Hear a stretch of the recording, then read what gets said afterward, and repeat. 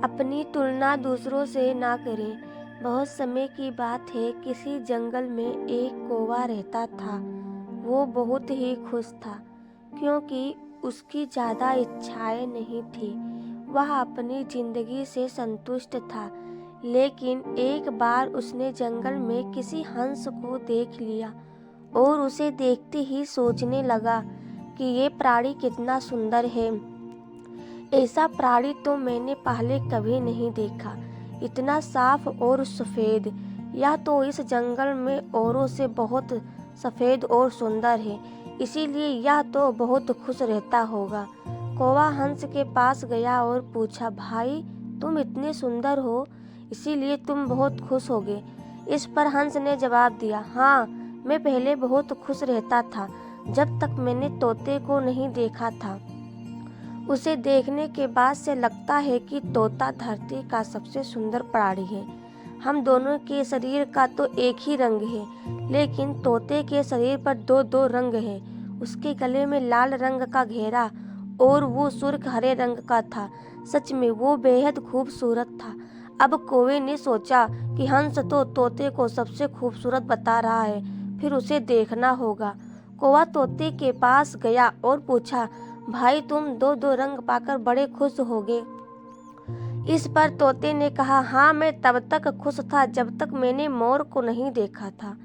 मेरे पास तो दो ही रंग हैं, लेकिन मोर के शरीर पर तो कई तरह के रंग हैं। अब कौवे ने सोचा, सबसे ज़्यादा खुश कौन है, यह तो मैं पता करके ही रहूँगा। इसीलिए अब मोर से मिलना ही पड़ेगा। कौवे ने मोर को जंगल में ढूंढा, लेकिन उसे पूरे जंगल में एक भी मोर नहीं मिला। और मोर को ढूंढते ढूंढते वह चिड़ियाघर में पहुंच गया तो देखा मोर को देखने बहुत से लोग आए हुए हैं और उसके आसपास बहुत अच्छी भीड़ लगी है।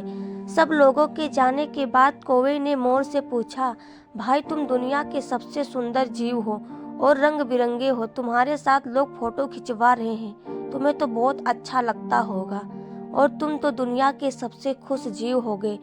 इस पर मोर ने दुखी होते हुए कहा, भाई अगर सुंदर हूँ तो भी क्या फर्क पड़ता है, मुझे लोग इस चिड़ियाघर में कैद करके रखते हैं, लेकिन तुम्हें तो कोई चिड़ियाघर में कैद करके नहीं रखता और तुम जहाँ चाहो अपनी मर्जी से घूम फिर सकते हो। इसीलिए दुनिया के सबसे संतुष्ट और खुश जीव तो तुम्हें होना चाहिए, क्योंकि तुम आज़ाद रहते हो। कौवा हैरान रह गया क्योंकि उसकी जीवन की अहमियत कोई दूसरा बता गया।